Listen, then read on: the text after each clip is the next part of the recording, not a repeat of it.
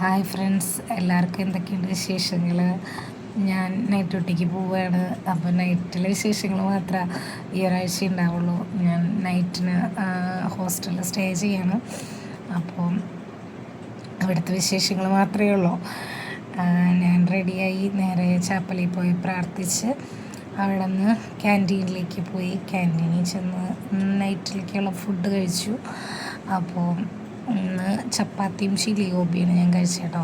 എൻ്റെ കൂടെ വർക്ക് ചെയ്യുന്ന കുട്ടികളുണ്ടായിരുന്നു.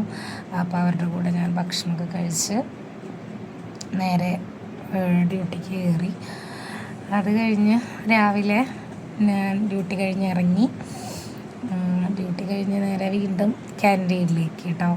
അപ്പോൾ ഇപ്പോൾ മിസ് ചെയ്യുന്നത് ശരിക്കും മിന്നുവിനെയാണ്. കാരണം എന്നെ വിളിക്കുമ്പോഴേക്കും ഞാൻ ഡ്യൂട്ടി കഴിഞ്ഞ് ഇറങ്ങുമ്പോഴേക്കും മിന്നു സ്കൂളിൽ പോയിട്ടുണ്ടാവും. അതുപോലെ ഞാൻ ഡ്യൂട്ടിക്ക് പോകാൻ നേരമാകുമ്പോഴേക്കും മിന്നു ട്യൂഷനും പോയിട്ടുണ്ടാവും. ഇതിനിടയിൽ കുറച്ച് ടൈമുണ്ട് നമുക്ക് വിളിക്കാനായിട്ട്. പക്ഷേ മിക്കപ്പോഴും ആ ടൈമിൽ ഞാൻ നല്ല ഉറക്കമായിരിക്കും. ഞാൻ അലാം വെച്ച് എഴുന്നേറ്റാലും ചിലപ്പോൾ വീട്ടിലേക്ക് വിളിച്ചാൽ എടുക്കില്ല. അപ്പോൾ അങ്ങനെ എനിക്ക് മിസ് ചെയ്യാറുണ്ട് കേട്ടോ. അങ്ങനെ ഞാൻ ക്യാൻറ്റീനിലെത്തി മോർണിംഗ് ബ്രേക്ക്ഫാസ്റ്റും കഴിച്ചു. ഇന്നും ഇഡ്ഡലി തന്നെയായിരുന്നു കഴിച്ചത്. ഇന്നും ഇഡ്ഡലി കഴിച്ചു. അവിടെ നിന്ന് നേരെ വീണ്ടും ഹോസ്റ്റലിൽ എത്തിക്കഴിഞ്ഞ് കഴിഞ്ഞാൽ പിന്നെ നമുക്ക് വേറെ ഒന്നുമില്ല, കുളിക്കുക, കിടന്നുറങ്ങുക, ഇതാണ് നമ്മുടെ ചിന്ത. പിന്നെ നല്ല ക്ഷീണം ഉണ്ടാവും കേട്ടോ. നെറ്റ് കഴിഞ്ഞ് നമ്മൾ ഇറങ്ങിക്കഴിഞ്ഞ് നല്ല ക്ഷീണം ഉണ്ടാവും.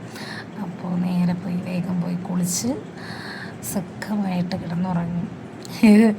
അപ്പോൾ ഇന്നങ്ങനെ ഉറങ്ങാമെന്നൊക്കെ വിചാരിച്ച് വന്നപ്പോൾ ഇന്നലത്തെ പോലെ നല്ല മഴയൊക്കെ ഉണ്ട് അവിടെ എന്നൊക്കെ വിചാരിച്ചാൽ വന്നത്. പക്ഷെ ഇന്ന് കാലാവസ്ഥ വലിയ കുഴപ്പമുണ്ടായിരുന്നില്ല. നൈറ്റിൽ മഴയുണ്ടായിരുന്നു എന്ന് തോന്നുന്നുണ്ട്. പക്ഷേ മോർണിംഗ് അങ്ങനെ വലിയ കാര്യമായിട്ട് മഴ പെയ്തിട്ടില്ല. എന്നാലൊരു ചാറ്റലും അങ്ങനെയൊക്കെ ഉണ്ട് കേട്ടോ. ചാറ്റൽ മഴയൊക്കെ ഉണ്ട്.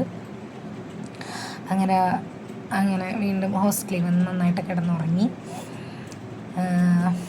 പിന്നെ